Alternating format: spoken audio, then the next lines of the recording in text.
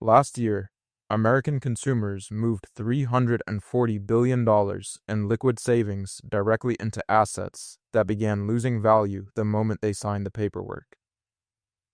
Not because they were reckless, not because they didn't read the fine print, but because they followed advice they were given by people who genuinely wanted to help them. Save up. Pay cash.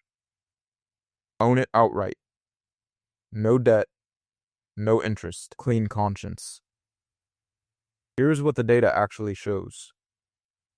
The average cash car buyer, good credit, solid income, doing everything right by conventional wisdom, lost between $12,000 and $31,000 in opportunity cost over a standard 5-year ownership period.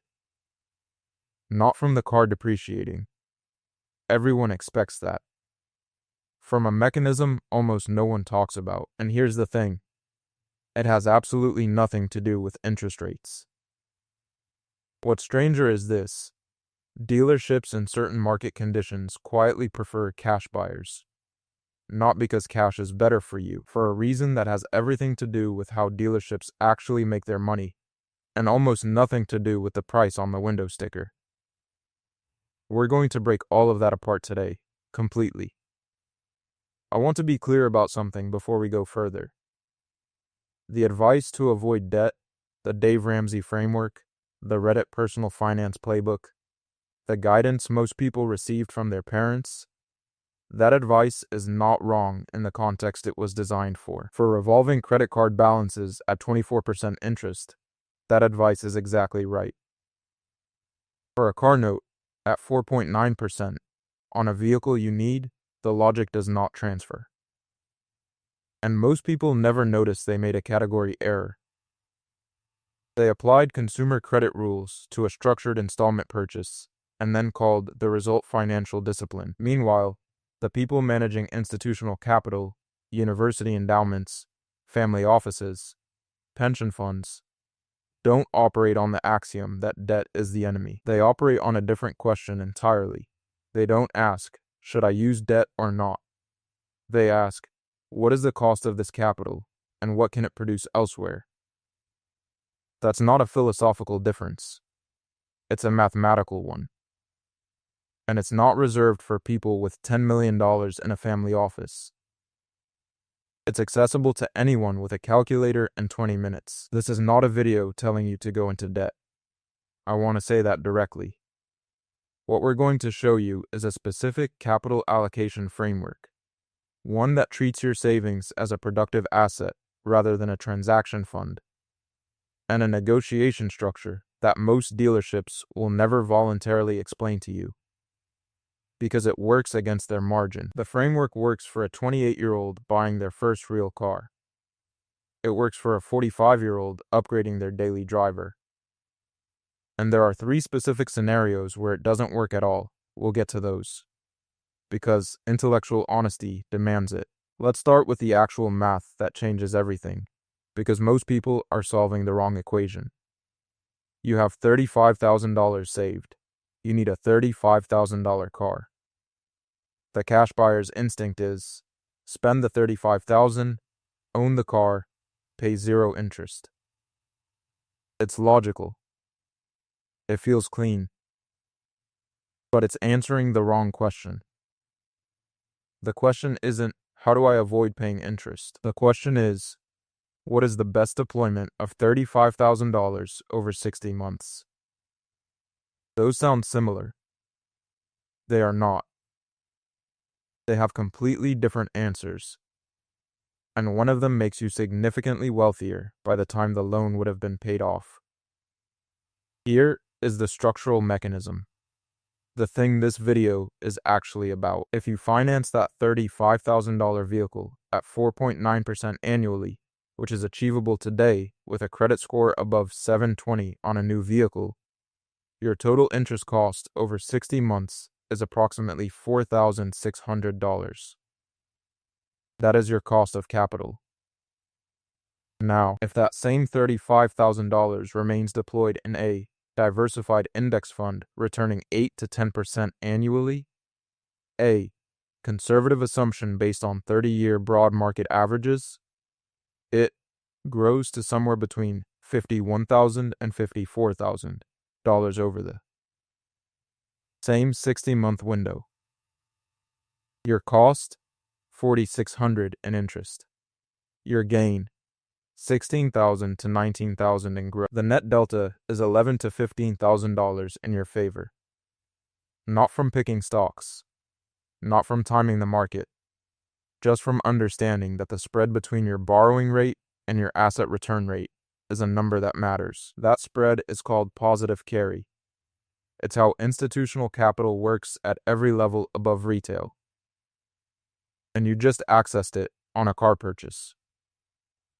Now here's where it gets interesting from a behavioral standpoint, because this explains why even financially sophisticated people make the cash mistake. There's a documented cognitive pattern called debt aversion. Separate from legitimate risk management, separate from moral objections to debt. It's the systematic tendency for individuals to overweight the psychological discomfort of owing money relative to its actual economic cost. Studies from behavioral economists at Wharton and the University of Chicago Booth School have quantified this. Debt-averse individuals make systematically worse capital allocation decisions, not because debt is dangerous in their situation, but because the feeling of owing money overrides their rational assessment of rate differentials. And here's the uncomfortable part. The dealership knows this. The bank that issues the loan knows this. The financial media ecosystem that sells you the idea that being debt-free is the same as being financially free, they know it too. The feeling of owning something outright is real and human and understandable. It is also, in this specific financial context, costing you money. Let's talk about what the dealership is actually doing when you walk in with a check. Most people believe, reasonably, that a dealership prefers cash. No financing hassle. Transaction is clean. Deal is done. This belief is wrong, and understanding why it's wrong will change how you negotiate every vehicle purchase for the rest of your life. Dealerships operate what's called a finance reserve. When a dealer arranges financing through a captive lender, Ford Motor Credit, Toyota Financial Services, Ally Bank, they receive a portion of the interest rate markup as back-end profit. If the lender's buy rate on your loan is 3.5% and the dealer quotes you 5.5%, the dealer keeps that 2-point spread, multiplied across the loan term, as a finance reserve.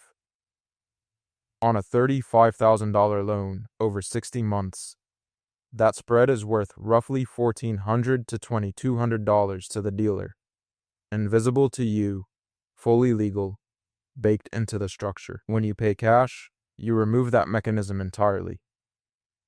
The dealer makes zero on finance.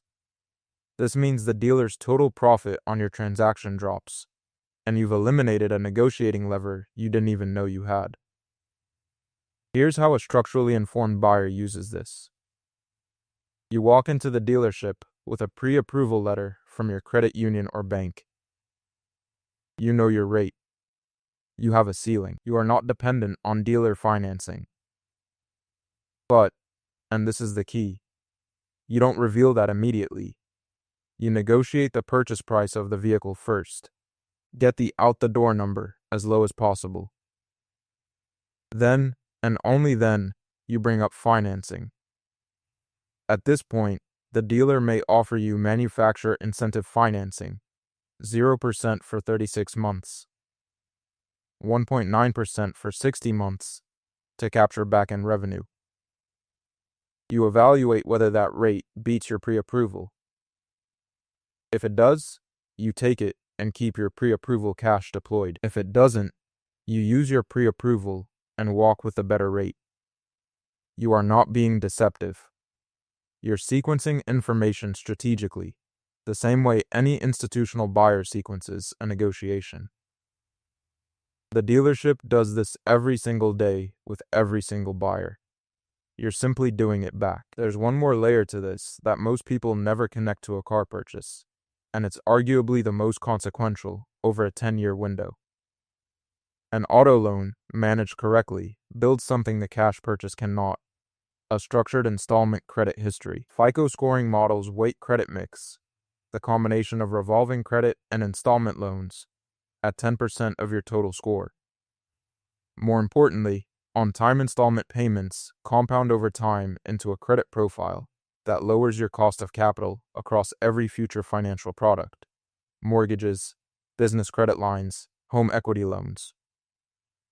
The numbers here are significant. The difference in mortgage rate between a 680 FICO and a 760 FICO is often 1/4 to 3/4 of a percentage point.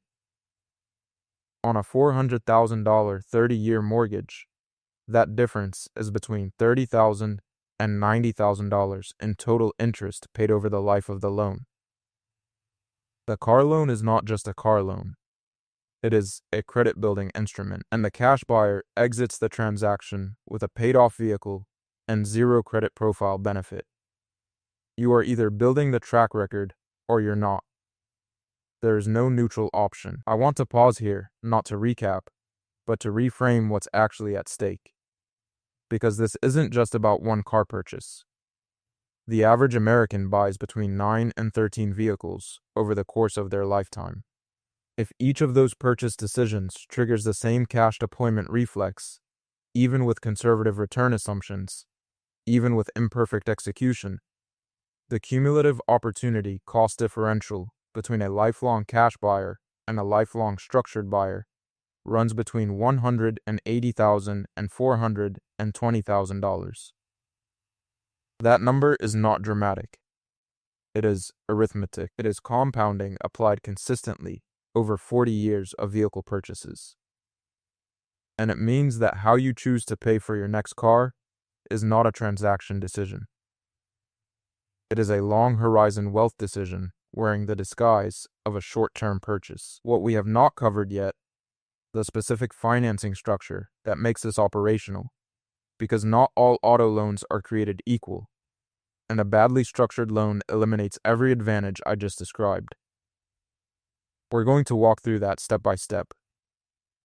We're also going to cover the 3 specific scenarios where paying cash is absolutely the right call, because there are conditions where this entire strategy inverts, and I'll give you the exact credit score threshold below which the math flips and cash wins. If you're in one of those 3 scenarios, this video might actually send you straight to your savings account. Stay for that section. Here is the exact financing structure. 3 steps. Do them in order. Before you visit a single dealership, get pre-approved through a credit union, not a bank. Preferably, credit unions typically offer rates that are 0.5% to a full percent lower than commercial banks on auto loans, because they're member-owned and not profit-driven on loan origination. You want a pre-approval letter with a rate and a ceiling loan amount. This takes 15 minutes online. It costs you nothing. And it transforms your negotiating position entirely. Research manufacturer incentive financing.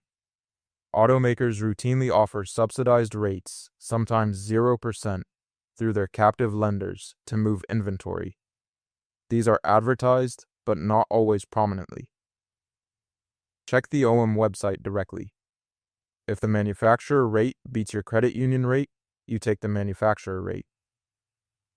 But you use your pre-approval as leverage on the purchase price negotiation first. Negotiate price as if you're paying cash. Then, introduce financing. And this is the step most people skip. On the same day you take delivery, or the day before, open a brokerage account or contribute to an existing one. Transfer the cash you did not hand to the dealership into that account. This step matters, because the entire arbitrage collapses if the cash you preserved sits in a checking account earning nothing. The capital has to be deployed to produce the return. If it sits idle, the loan is just a loan. 3 scenarios where you pay cash. No exceptions. If your credit score is below 680, the auto loan rates available to you, particularly on used vehicles, will be in the range of 8 to 14%. The spread between your borrowing cost and your realistic investment return disappears or inverts entirely. In that case, if you must buy a vehicle, pay cash. Then prioritize building your credit profile before the next purchase. The credit building work needs to happen. It just can't happen using a high-rate auto loan as the instrument. If you have no productive deployment for the preserved cash, if your money would sit in a savings account at 0.5% interest while you're borrowing at 5%, you are paying a 4.5% spread to feel psychologically comfortable. That is real money leaving your life. You need an actual alternative deployment, a brokerage account, a Roth IRA contribution, and if that infrastructure doesn't exist yet, pay cash on this purchase and build the infrastructure simultaneously for next time. And if you're in a high-rate environment with compressed return expectations buying a high depreciation vehicle, the model depends on the spread between your borrowing rate and your investment return rate. If that spread is below 2 percentage points, borrowing at 7 and expecting 9, for example, the risk-adjusted math no longer works clearly enough to justify the complexity, especially for a vehicle that will drop 20% in value in the first 12 months. Know the spread. If it's thin, pay cash and move on. One more structural note. This framework was most powerfully effective between 2010 and 2022, when auto loan rates were historically low and broad market returns were historically elevated. The spread was wide and consistent. The arbitrage was easy. We are now in a different rate environment. Auto loan rates for prime borrowers are in the 4 to 7% range depending on the institution and term. Broad market return assumptions, adjusted for current valuations, are more debated. The framework still applies. The math still works in most scenarios. But the margin is tighter than it was, and it demands more precision. You cannot use 5-year-old assumptions. Check the current pre-approval rate you are actually being offered. Check the current expected return of the specific instrument you plan to deploy into. Run the actual numbers, not the averages. Your numbers. Let's close the loop we opened at the start. The $340 billion moved into depreciating assets wasn't financially reckless. It wasn't stupid. It was financially uninformed in a specific, correctable way. The people who made those decisions were not applying the wrong values. They were applying the right values: prudence, discipline, ownership, to a framework that doesn't account for the productive cost of capital. They optimize for the feeling of financial virtue rather than its mathematics. The people who will build serious wealth from middle-class incomes, not by inheriting it, not by timing a single investment right, but by making consistently better decisions across 40 years of financial choices. Those people do not avoid debt categorically. They understand cost of capital. They deploy cash with intention. They know the difference between consumer debt and structured financing. And they never confuse the two. The framework in 3 steps. First, know your spread. What is the pre-approval rate available to you today? And what is the realistic return of the instrument you will deploy your cash into? If the spread is above 2%, the math generally works in your favor. If it's below 2%, evaluate case by case.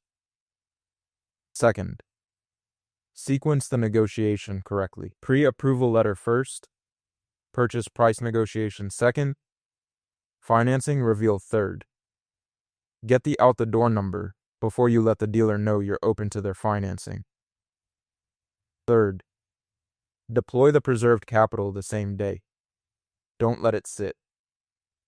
The arbitrage only exists if the money is working. 3 steps. None of them require a financial advisor. None of them require perfect timing. They require knowing that the question was never cash versus debt. It was always, what does my capital produce? The one question this framework doesn't fully answer. What happens to this math when a generation of buyers enters the market having only ever experienced a high-rate environment? where the cost of capital has always felt punishing, where the debt aversion bias is even more deeply conditioned, and whether that psychological shift permanently alters how an entire cohort makes vehicle financing decisions for the next 20 years. That is a different conversation, but it's worth sitting with.